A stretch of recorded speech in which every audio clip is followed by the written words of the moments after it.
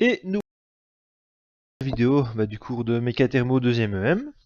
Alors cette vidéo là commence à la page 128 sur 210 et va traiter de tout simplement la suralimentation des moteurs à piston ici.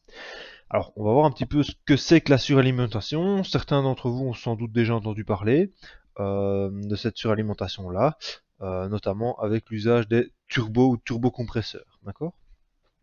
Alors, que nous dit les notes de cours?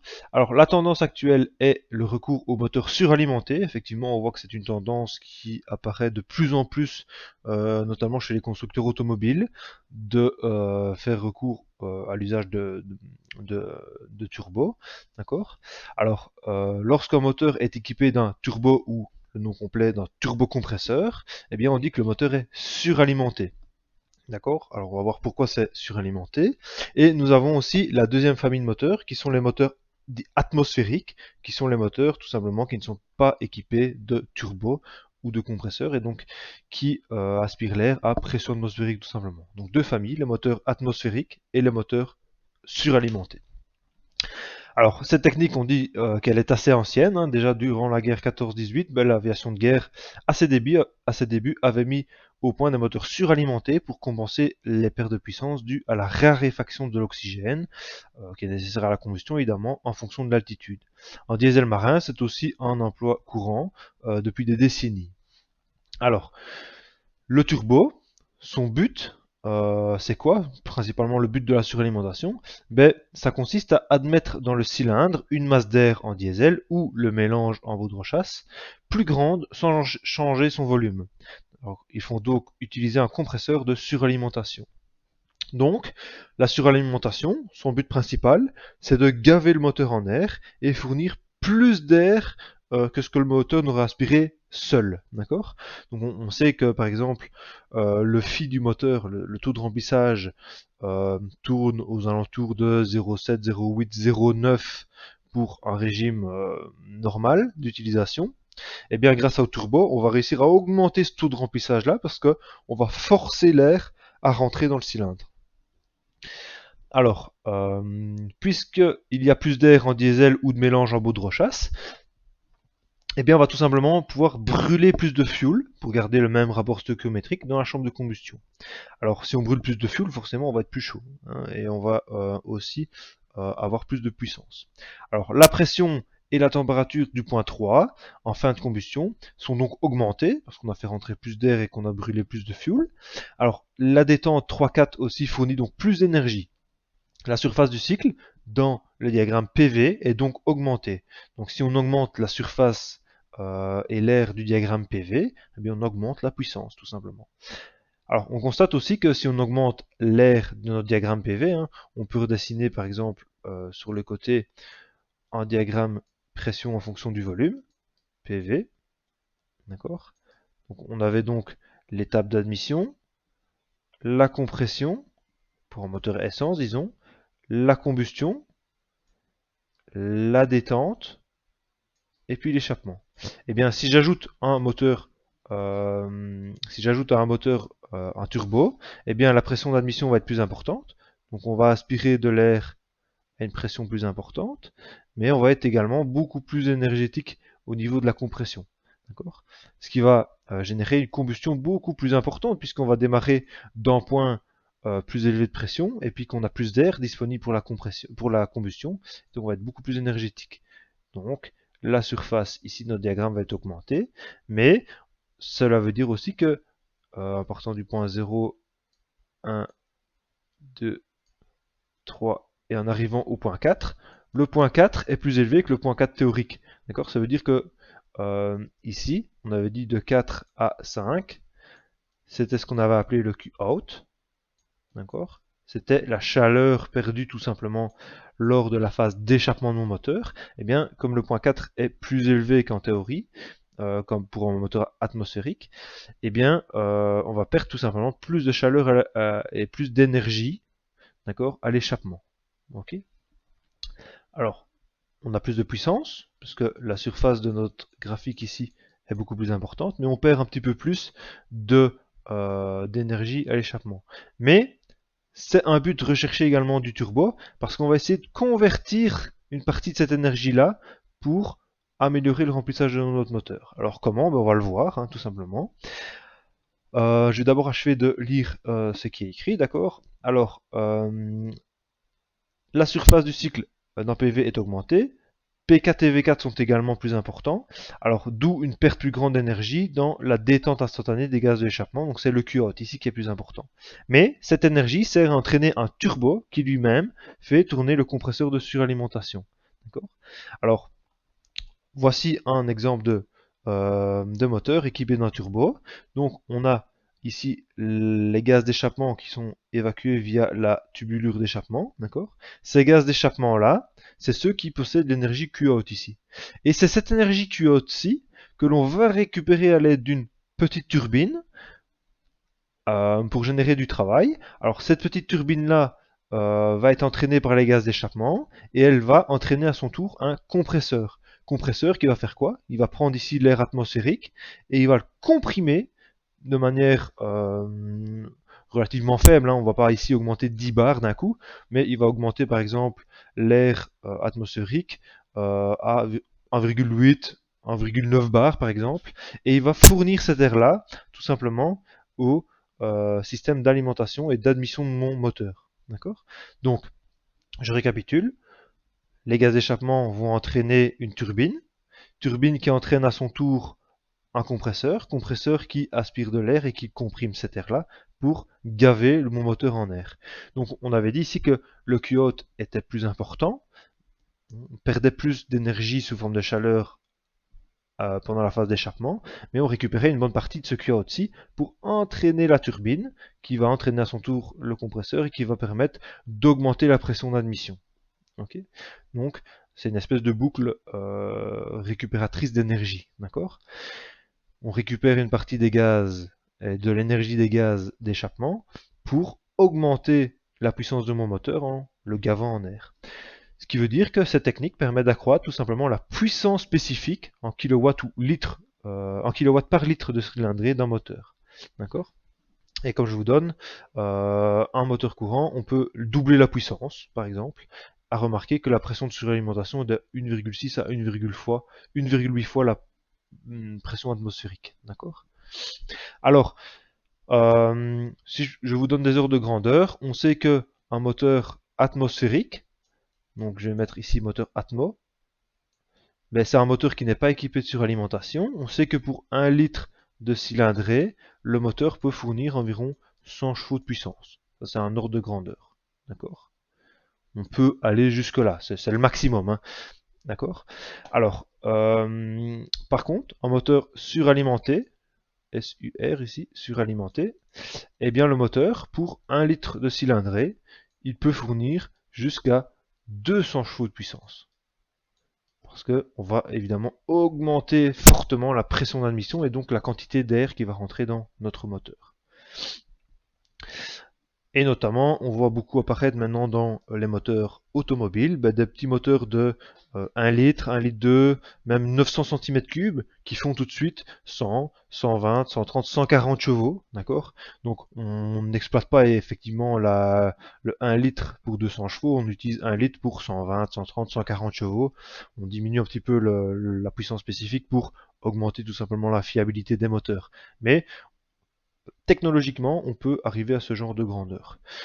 Je peux même aller plus loin, hein. Les moteurs de Formule 1, c'est des moteurs qui, de mémoire, font 1 litre 6 ou enfin ils font entre 1 litre 5 et 2 litres de cylindrée et ils fournissent 800, 900, 1000 chevaux de puissance. Mais ça c'est un autre débat, il n'y a pas que le turbo qui fait cette augmentation de puissance là. Alors, un petit élément qu'on vient insérer dans la chaîne, c'est l'élément 3 ici. Alors, pour ceux qui ont déjà entendu parler de cet élément-ci, c'est un élément qu'on introduit dans la phase d'admission, dans la chaîne d'admission de notre moteur. Il va tout simplement permettre de refroidir les gaz d'admission. C'est ce qu'on appelle l'intercooleur. D'accord. Sur certains moteurs automobiles aussi, on parle d'intercooleur, d'accord. Et lui, son but, c'est tout simplement parce que le compresseur ici, ben, il va comprimer l'air, donc cet air-là va chauffer, et donc pour ne pas déjà admettre de l'air chaud dans mon moteur, je vais le refroidir via l'intercooleur pour lui redonner une densité correcte. D'accord? Donc voilà, quand on parle de suralimentation, on parle souvent de turbocompresseur. Ici, turbocompresseur, c'est l'assemblage d'une turbine et d'un compresseur. Mais il se peut aussi que on suralimente les moteurs, non pas avec un turbocompresseur comme ici, mais juste avec un compresseur tout seul. À ce moment-là, le compresseur n'est plus entraîné par une turbine, puisqu'il n'y en a plus, mais directement par le moteur, c'est-à-dire qu'il va falloir établir un lien mécanique entre le vilebrequin et le compresseur via tout simplement une courroie, d'accord? Donc, deux solutions, soit j'utilise un turbo-compresseur, soit j'utilise un compresseur seul, mais le compresseur devrait être entraîné par le moteur, d'accord? Souvent, les compresseurs seuls sont plutôt une technologie qui est utilisée par les Américains sur leur muscle car, hein, et les turbocompresseurs, c'est plutôt une philosophie, allez, on va dire européenne, d'accord? Parce que la philosophie est différente. Le turbocompresseur récupère une énergie qui va être perdue par les gaz d'échappement, tandis que le compresseur tout seul, lui, c'est juste une petite partie de l'énergie du vilebrequin qu'on va prélever pour augmenter l'admission d'air, d'accord? Donc le rendement est un petit peu moins bon avec les compresseurs que pour les turbocompresseurs. Les turbocompresseurs sont donc plus utilisés en Europe où le rendement du moteur est plus important, la consommation est très importante. Je peux vous montrer des exemples, notamment sur le net, hein, il suffit d'aller sur Google, vous tapez muscle car et vous allez avoir sans doute plein d'images de ces voitures-ci. Alors, on en voit pas directement, je vais taper route compressor.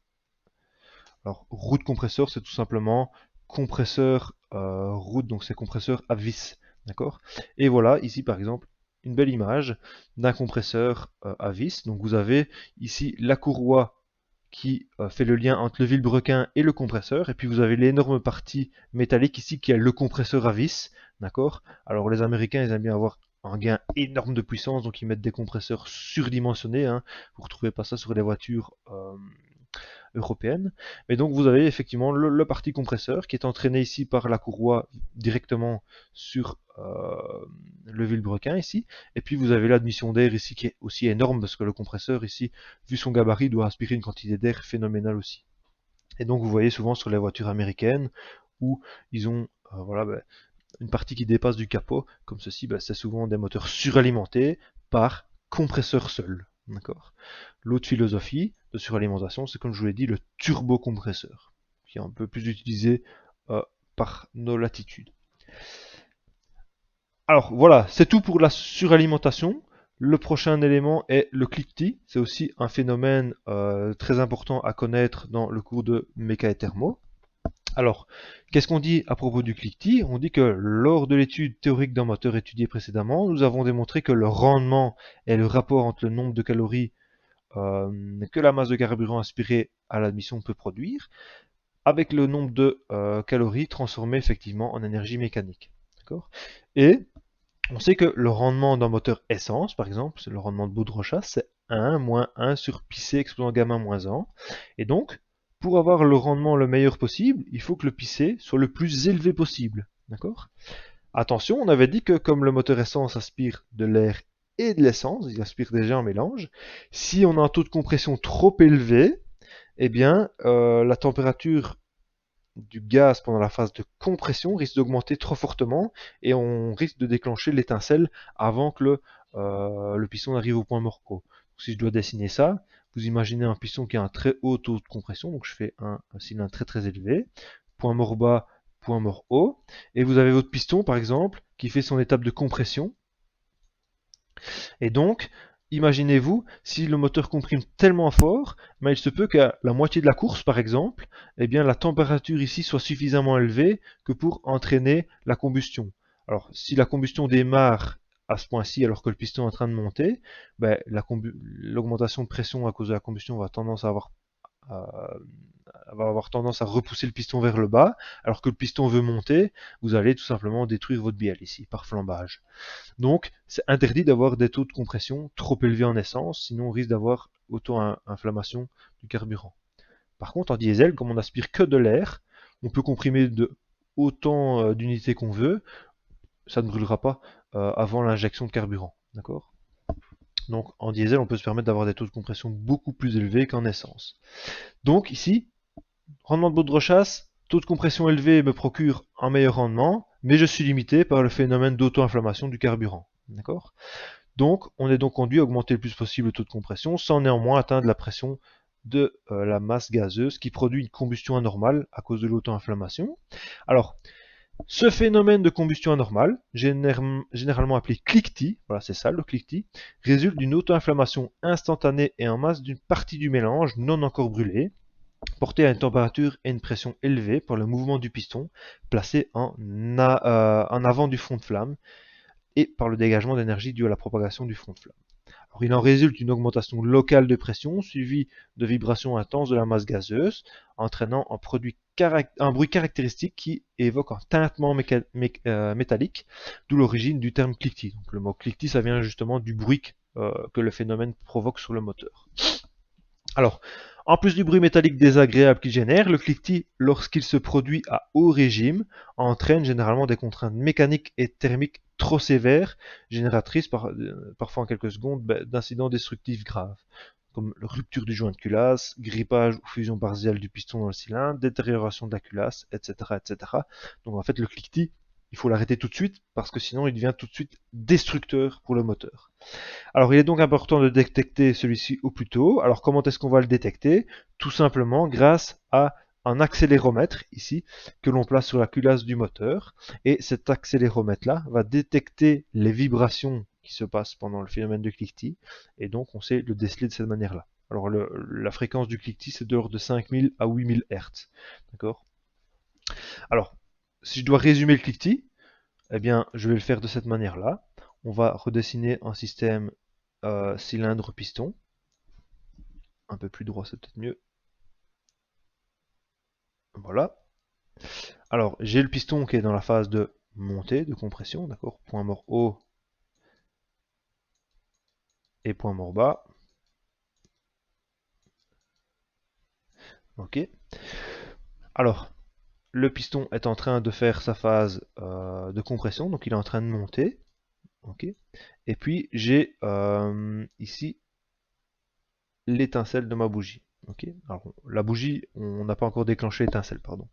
Alors, imaginez que le piston est en train de monter et j'ai comprimé tellement fort que mon mélange s'amorce en combustion à un point donné. Donc, on imagine que effectivement le taux de compression était un peu trop élevé, ou alors on a un carburant qui brûle extrêmement rapidement à une température très très basse.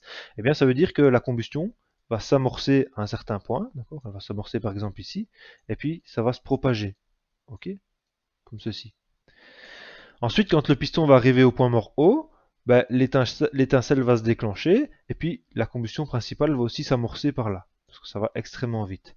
Et donc on a deux combustions, une combustion qui est contrôlée et une combustion qui est non contrôlée, qui vont générer des fronts de flammes qui vont se propager dans le cylindre, d'accord?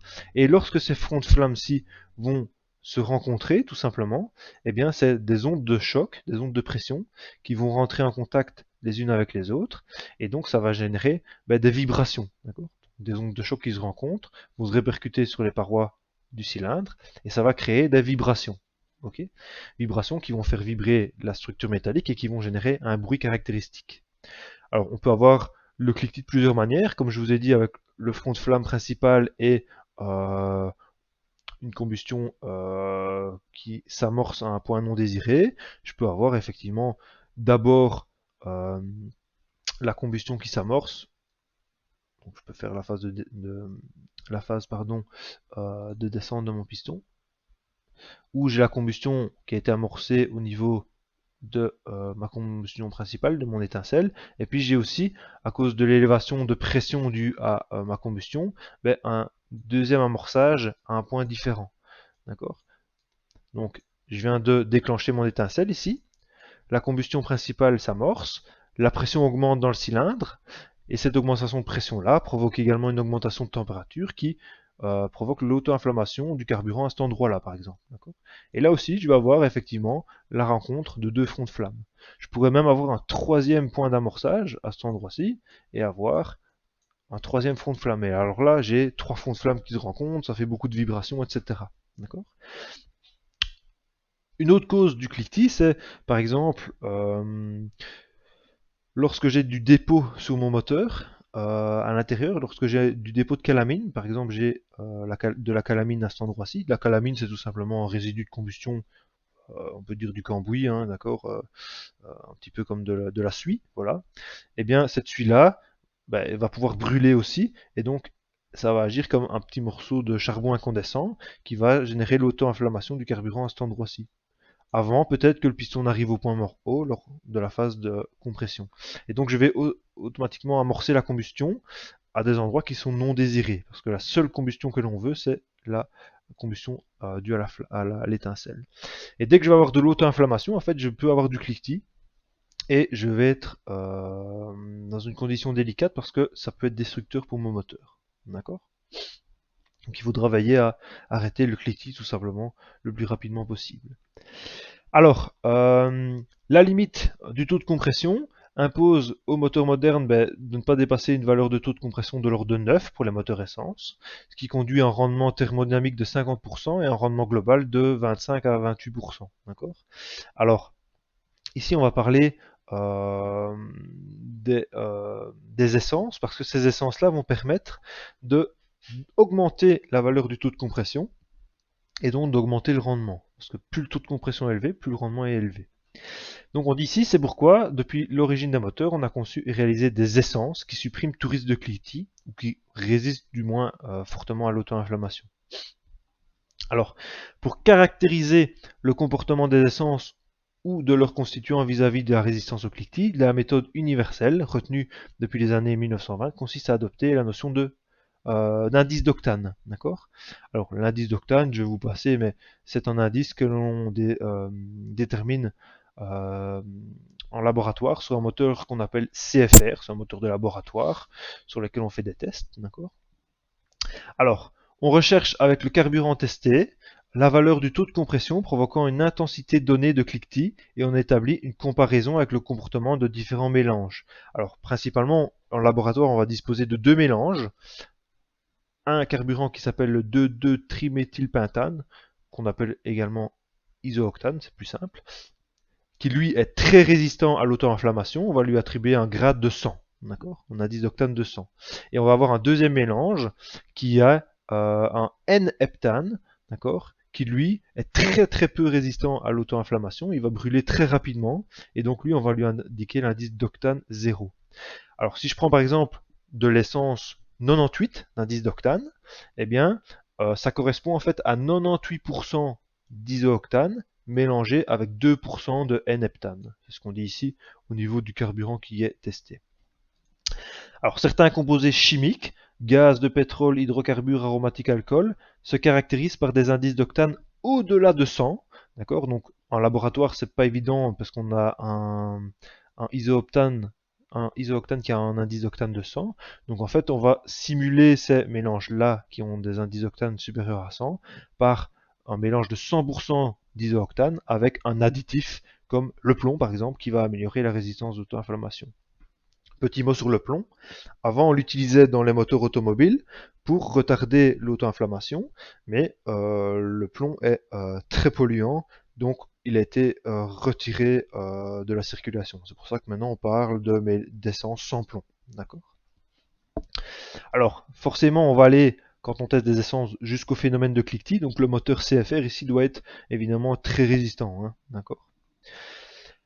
Alors, hop, je peux passer quelques éléments. Alors, il existe deux procédures normalisées de détermination de l'indice d'octane.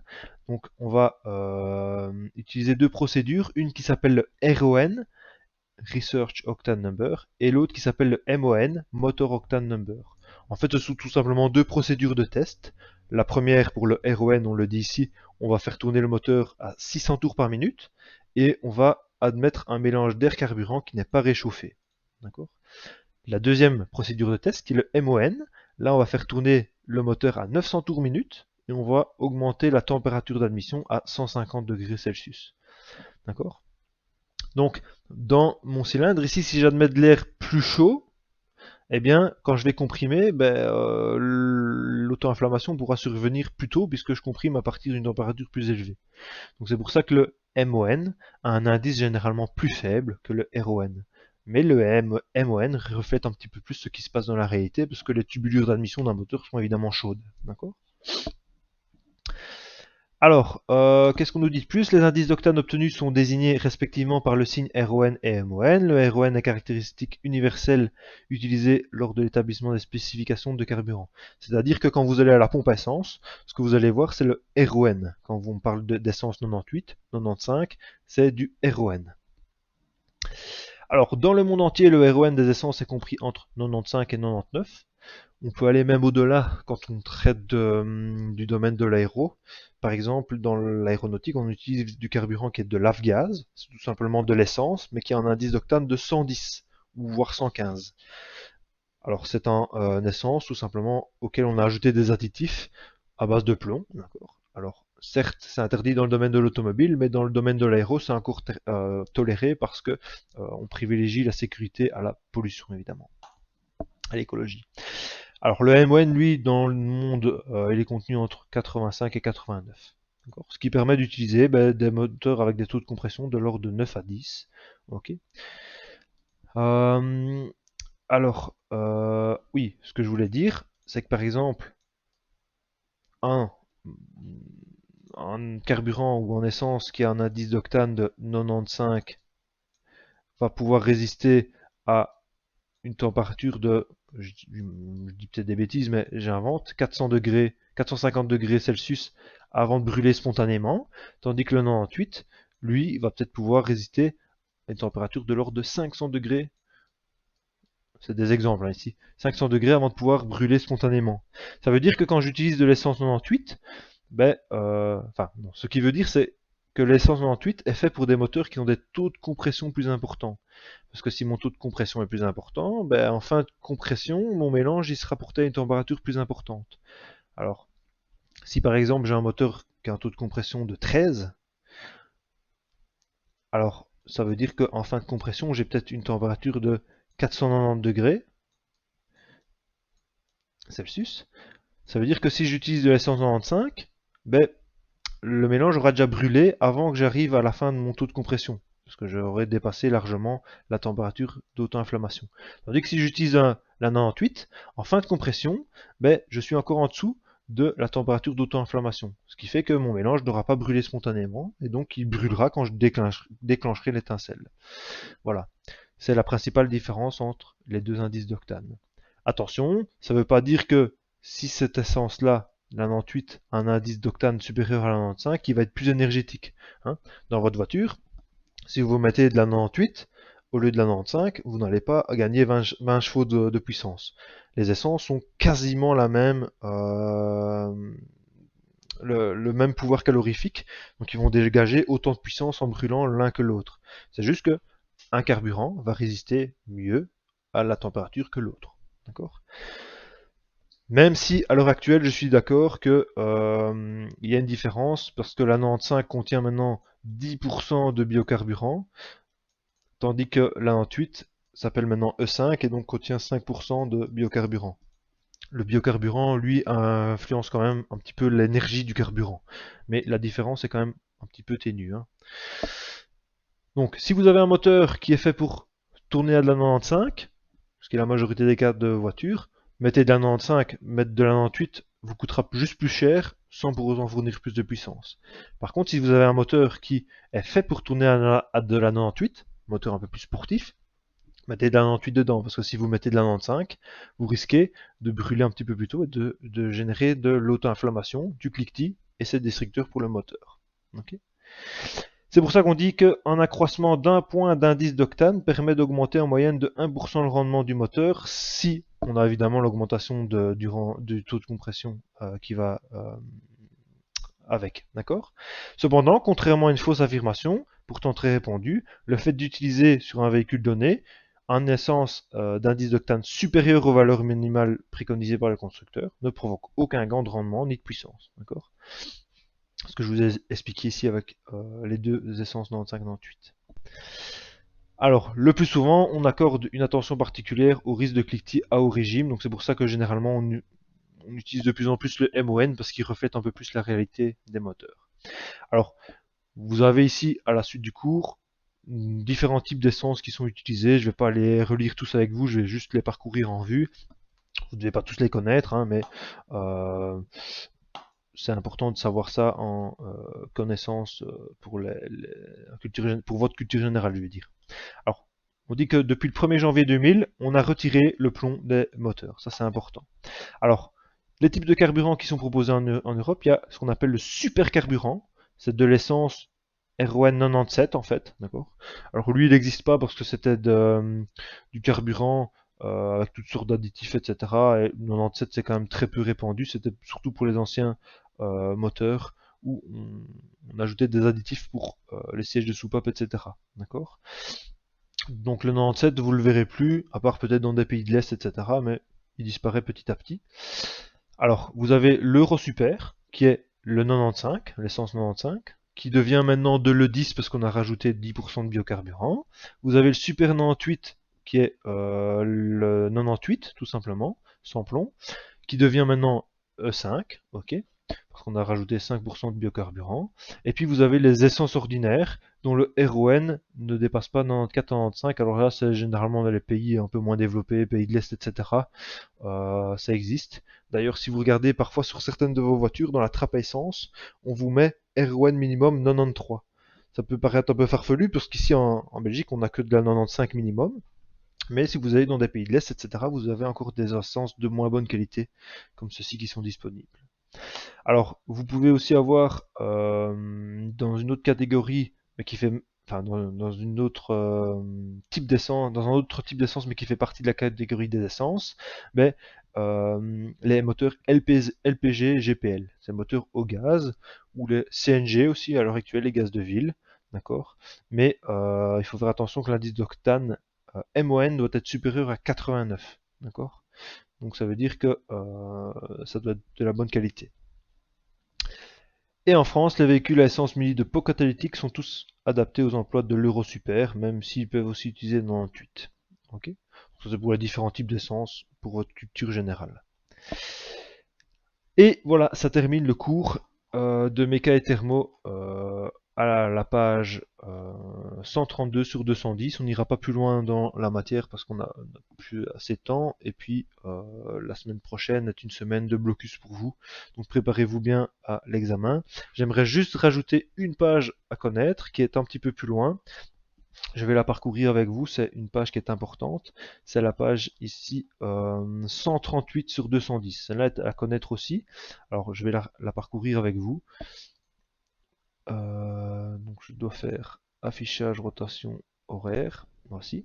Et vous avez ici en fait un résumé de tous les rendements que vous pouvez avoir dans un moteur et de toutes les puissances. D'accord? Alors, vous avez ici PTH, c'est la puissance tout simplement thermique ou la puissance théorique qui va être libérée lors de la combustion du carburant. Okay, alors, cette puissance-là, cette énergie sous forme de chaleur, va être convertie par le moteur grâce au cycle et au diagramme théorique, ce qui va vous donner PCI, qui est la puissance théorique ou la puissance du cycle de votre moteur. Okay, c'est une puissance thermodynamique théorique. Et ce qui lie les deux, c'est tout simplement le rendement thermique théorique.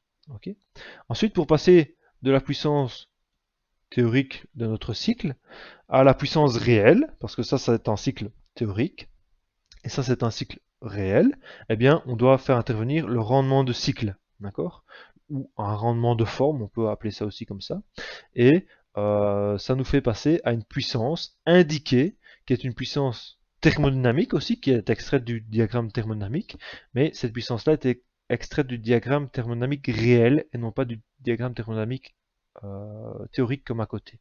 Okay, ensuite, si vous prenez cette puissance indiquée là et que vous lui ajoutez les pertes par friction mécanique, donc vous introduisez le rendement mécanique, vous obtenez la puissance effective, qui est la puissance réellement disponible au niveau de l'arbre Villebrequin de votre moteur. Ok.